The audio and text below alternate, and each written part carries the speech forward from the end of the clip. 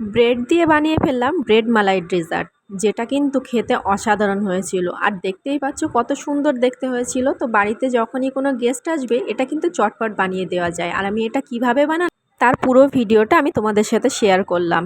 তো ফুল ভিডিওটা দেখার জন্য অনুরোধ রইল। আর যদি ভিডিওটি ভালো লাগে চ্যানেলটিকে অবশ্যই সাবস্ক্রাইব করে নেবে। তো দেখো, প্রথমেই আমি এখানে কিছু ব্রেড নিয়েছি, যার চারপাশের অংশটা আমি এভাবে ছুরি দিয়ে কেটে বাদ দিয়ে দিচ্ছি।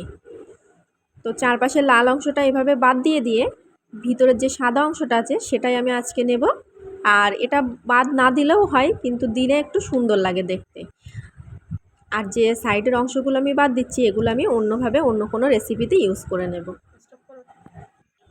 তো তারপরে দেখো, আমি মাঝখানের যে সাদা অংশটা আছে সেটাকে আমি বিভিন্ন শেপ দিয়ে কেটে নিচ্ছি এখানে। তো প্রথমে দেখো, আমি একটা কাঁচের বোলের মধ্যে 2 পিস করে ব্রেড এইভাবে সেট করলাম। প্রথমটা পুরোটা দিলাম, তারপরটা কিছুটা কেটে কেটে সেট করে নিলাম।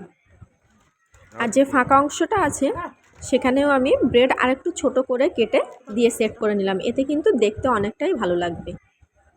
তো তারপরে দেখো, আমার ব্রেডগুলো সেট করা হয়ে গেছে। এরপরে আমি এটাকে সাইডে রেখে একটা প্যানে এখানে আমি দুধ বসিয়েছি। আমি এখানে 1.5 কাপের মতো দুধ নিয়েছি। তো পরিমাণটা তোমাদের ব্রেড অনুযায়ী নিতে হবে।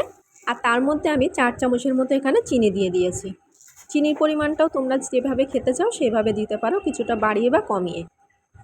তো তারপরে আমি একটু ঠান্ডা দুধ নিয়ে নিয়েছি, যার মধ্যে 2 চামচের মতো আমি কাস্টার্ড পাউডার দিয়ে দেব।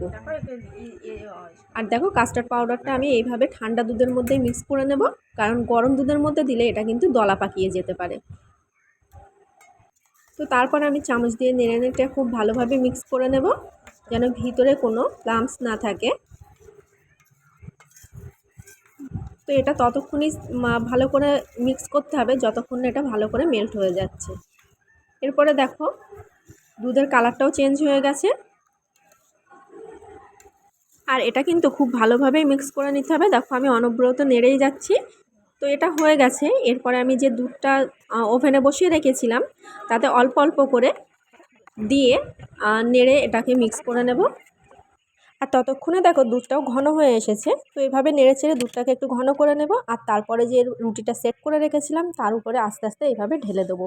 আর দুধটা একটু গরম থাকতেই ঢেলতে হবে, কারণ ঠান্ডা হয়ে গেলে কিন্তু এটা ভিতরে অতটা যাবে না। তো গরম থাকতেই ঢেলে দিলাম। আর তারপরে আমি এটাকে ভালো করে উপর থেকে সব কিছু দিয়ে সেট করে নিলাম। আর দেখো, এই পর্যায়ে কিন্তু রুটিগুলো আস্তে আস্তে ভেসে উঠছে উপরের দিকে, কিন্তু পুরো দুধটা যখন এটা সোক করে নেবে তখন কিন্তু আস্তে আস্তে রুটিটা আবার নিচে বসে যাবে। আর তারপরে দেখো, আমি এখানে কিছু পরিমাণ বাদাম কেটে রেখেছিলাম, সেগুলোও আমি উপর থেকে দিয়ে দেব। দেখো, কিছু পরিমাণ আমন্ড আর কিছু পরিমাণ কাজু বাদাম আমি এখানে কুচি কুচি করে কেটে রেখেছিলাম, সেগুলো উপর থেকে দিয়ে দেবো। এটা দিলে কিন্তু দেখতে অনেক বেশি ভালো লাগবে, আর খাবারটাও কিন্তু অনেক বেশি টেস্টি হবে। তো সেজন্য উপর থেকে এগুলো দিয়ে দিলাম। আর তারপরে আমি এটাকে কিন্তু ফ্রিজে রেখে দেবো। 1 ঘন্টার মতো আমি এটাকে ফ্রিজে রেখে দেবো, কারণ এই ডিশটা কিন্তু ঠান্ডা হলে বেশি খেতে ভালো লাগে। তবে গরম গরম খেলেও অসুবিধা নেই, গরম গরমও খাওয়া যায়। তো 1 ঘন্টা পরে আমি ফ্রিজ থেকে এটা বার করলাম। আর দেখো, এটা কিন্তু এখন এই রকম পর্যায়ে আছে।